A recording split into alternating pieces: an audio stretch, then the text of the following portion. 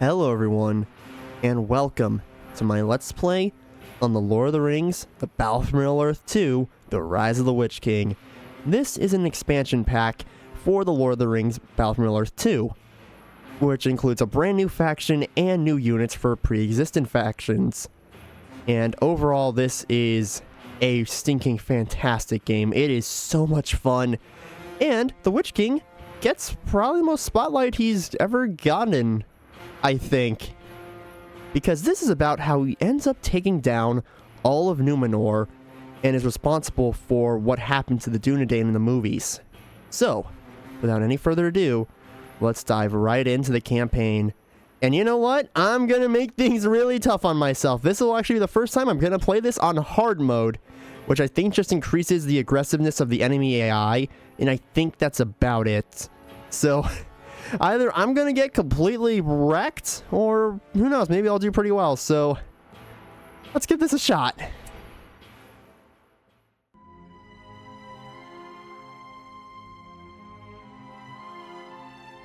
Middle-earth enjoyed 1,000 years of peace after the ring was lost, and the death of Isildur.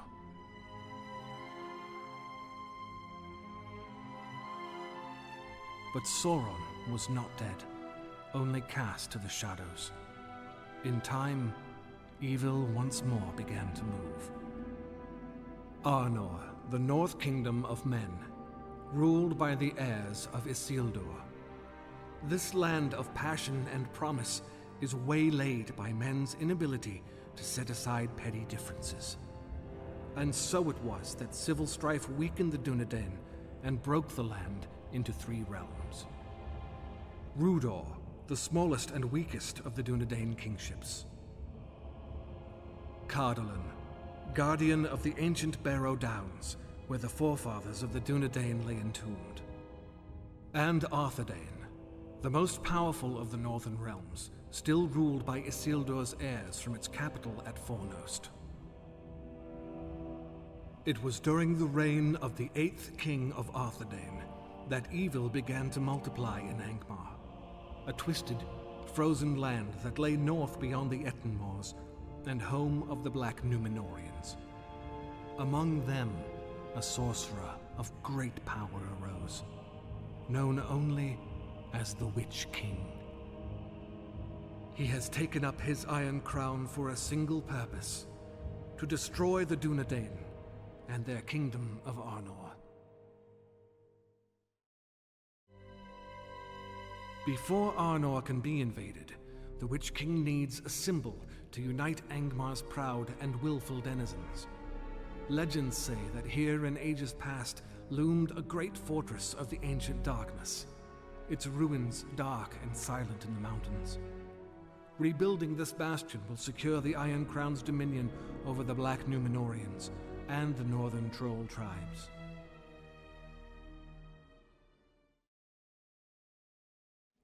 Here, among these dark peaks, we will build a stronghold to bring ruin to the North Kingdom. There is great evil in this place, especially the Black Numenorians, men whose dark loyalties and fire for dominion we must rekindle. What's this? A warrior troll who fights like a trained swordsman? He would make a useful servant, indeed. Alright, so now let's begin by having the Witch King and his faithful servant Morgamir go in and attack. But first of all, I'm gonna grab the stinking Fellwind spell in order to throw the enemy awry. And so we can protect this giant troll, who is honestly one of my favorite of the villains in this game, because he is stinking, he's fun, and he's really fun to use as well. But yeah, so we're just going to continue trying to get rid of all these guys. It doesn't help that these guys have the stinking heavy armor as well, so that makes them infinitely harder to kill. Alright, Witch King and him are going to take him out, and there we go. Troll of the North, what brings you to this place? Come to kill iron-faced men who live in old ruins to north. Keep trolls fighting trolls. Rogash bring trolls together. Take gold and meat from men in green lands. Your destiny is at my side, Rogash, not scrabbling for scraps. Bring your brethren to my banner, and there will be gold to grasp, meat to devour, and blood to stain your blades without end. And I'd like to mention this, that Rogash is, from what I know, actually voiced by Greg Berger, the person who voices Grimlock from Transformers. Or at least G1 Grimlock and some of his other incarnations. And honestly, gosh, he's just perfect for voicing a troll. Anyway.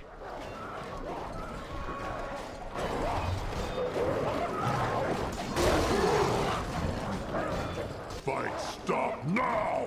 New master speaks! Men goad you to battle amongst yourselves, but if it is the blood of men you thirst for, then it is the blood of men you shall have.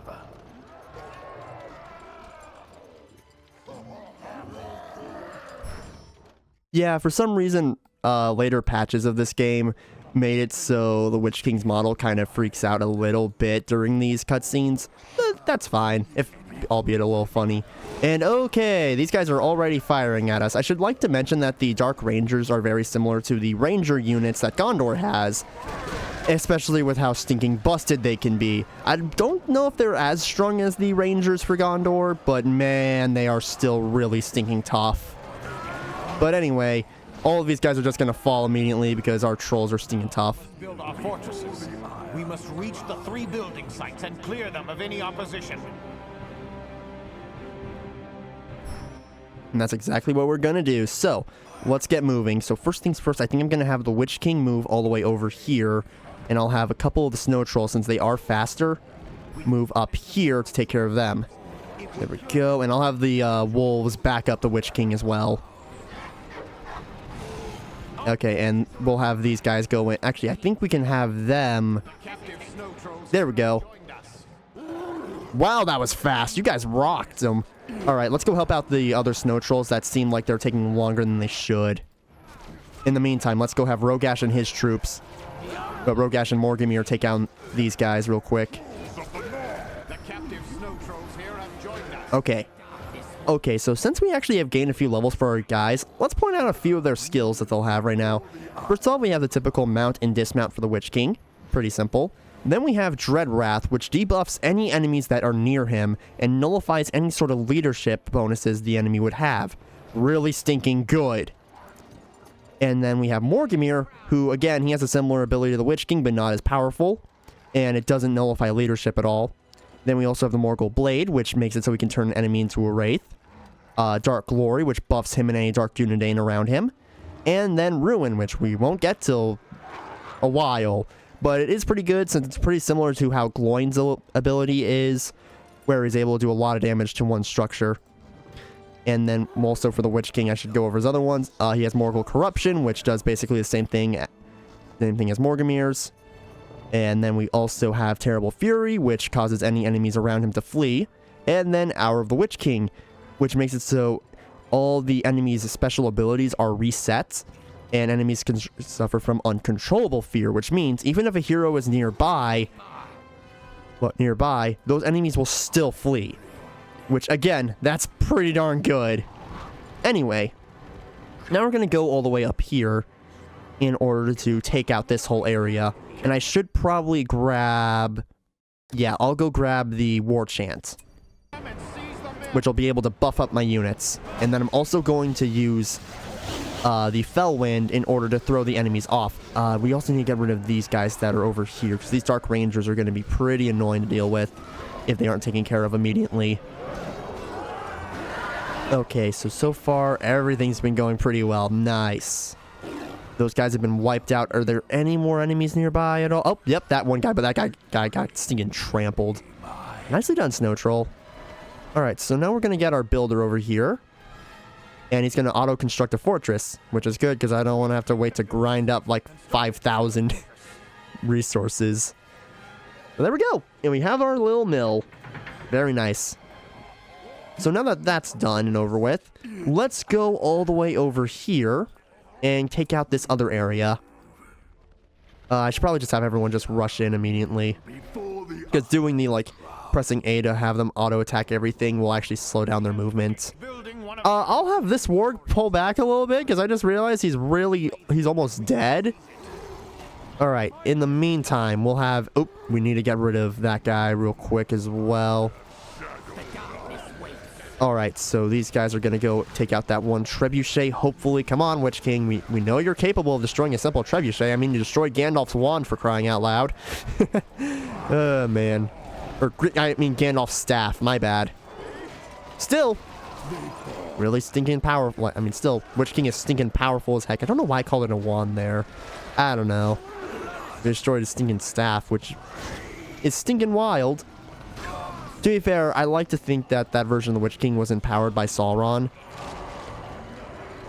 during that bit, because I know that they're all empowered, but I just mean, like, I don't know where I was going to go with that. Oh, well. But anyway, should I get Snowblind? Nah, I'm going to wait. Snowblind is kind of useless in some situations. Actually, in many situations, because it just freezes a structure. It can be helpful if you want to keep one of your structures alive, which is nice, but in some cases, it's not the best. Alright, so now we're going to have everyone move in down here. I don't know why I didn't select him, but... Well, that one guy over there, but that's okay. Okay, so now we need to go and protect these hill trolls. Oh, gosh dang it, why are these guys not even moving in? Gosh dang. Alright. Yeah, these guys should get completely wrecked in a sec. There we go. And we can get the spike collars for the wolves, even though we're not going to really get them yet. Alright, so next up, we're going to be moving all of our guys down here in order to attack this fire drake that's right here, because if we move in our standard troops, they will die. Fire drakes are wild, are just insanely powerful. And thankfully Felwind will make things even easier for our guys to get rid of this thing, because Witch King, he's like the main hero for Angmar, and he's getting kind of, like, he's getting hurt a lot from this guy. There we go, Fire Drake is dead. And I guess I'll give Rogash this one. And I'll have Witch King fall back to heal. Before the Iron Crown. There we go, now Rogash is level 4. Heck yeah. I go there. Alright, so now that that's all done, let's go recruit a couple troops real quick. And I think we should get some lumber mills going. Or, not lumber mills, but just, mills. Yeah. There we go. So now that those are getting built up, we'll be able to get some more resources in order for us to eventually upgrade our troops. In the meantime, let's go do our final attack. Actually, I think we're missing some snow... Yes, we're missing snow trolls that are down there. We're done with that. We're gonna go quickly have our guys go down here and attack the Numenorians that are down here, because we need those snow trolls to help us out. Our new building is complete. Alright, and we should also get the heavy armor real quick. Because I honestly prefer getting heavy armor over forged blades if I can help it, just because even though forged blades are really good, heavy armor is a little bit better, in my opinion, just because it makes it so your units aren't as squishy and can take way more punishment. And there we go. We got those snow trolls. And now I'm going to go ahead and get the forged blades. And now that we have a full army, we're going to move everyone all the way down here. Which chances are our snow trolls will definitely beat everyone else there. I should probably give these guys some heavy armor real quick. And speaking of, I should probably start building a few more mills, so I can get some more money. Alright, here they are. And yeah, now we're fighting some of the... I think they're called Gundabad orcs. I could be wrong.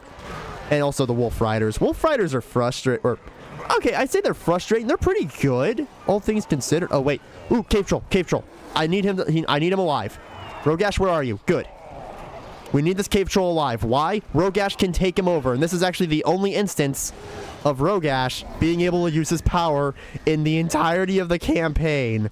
because they gave him an anti-troll ability where he can just take over troll units. The problem is, this is the only troll you ever encounter. Yeah, that's a little unfortunate there. But hey, better enjoy it while it lasts, right? And okay, yeah, we got a lot of good money there. So let's go ahead and max out all of our trolls real quick with their upgrades. Okay. And then these guys as well. There we go. And now let's get everyone moving up here. We have finished building one of our fortresses. All right.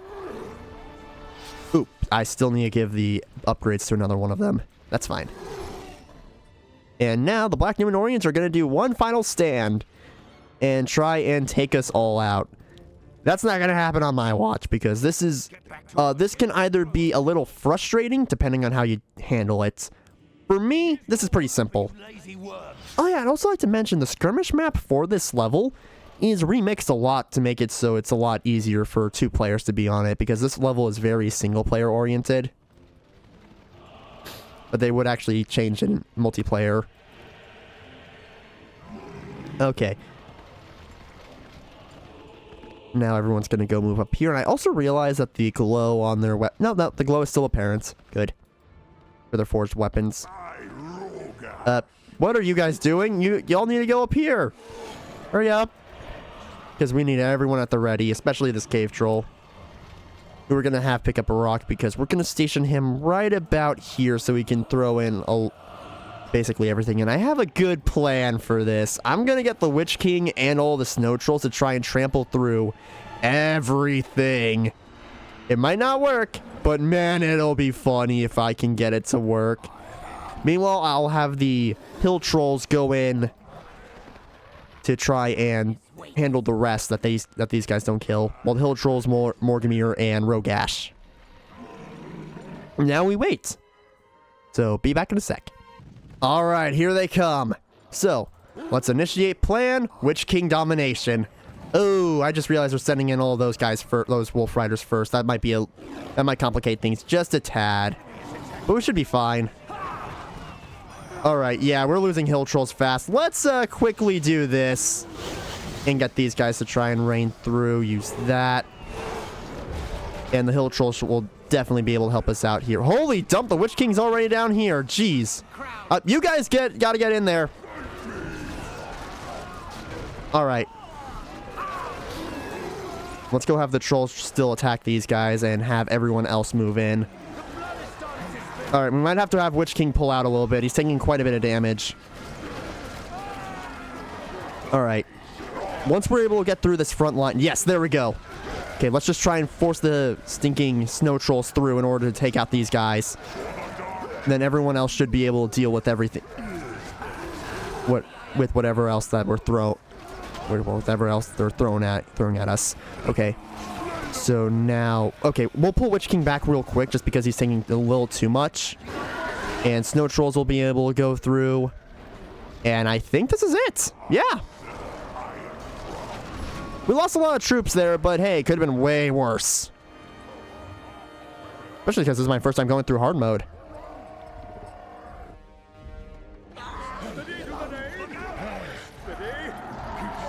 Either your lives or your wills are forfeit. Choose now. Your will is ours, Dreadlord, now and forever. You are broken, but I will reforge you into a blade worthy of the Iron Crown.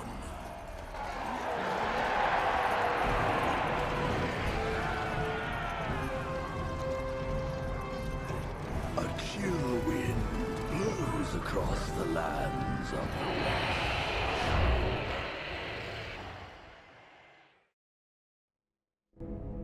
Now all of Angmar is united under the Iron Crown. Legions of orcs fight under the command of the Thrall Masters of Angmar. The great fortress at Khan Dum continues to rise. It will make an ideal sanctum for the Witch King to work his fell sorcery. The hammer is forged at last, ready to smite the heirs of Elendil and lay their kingdoms low.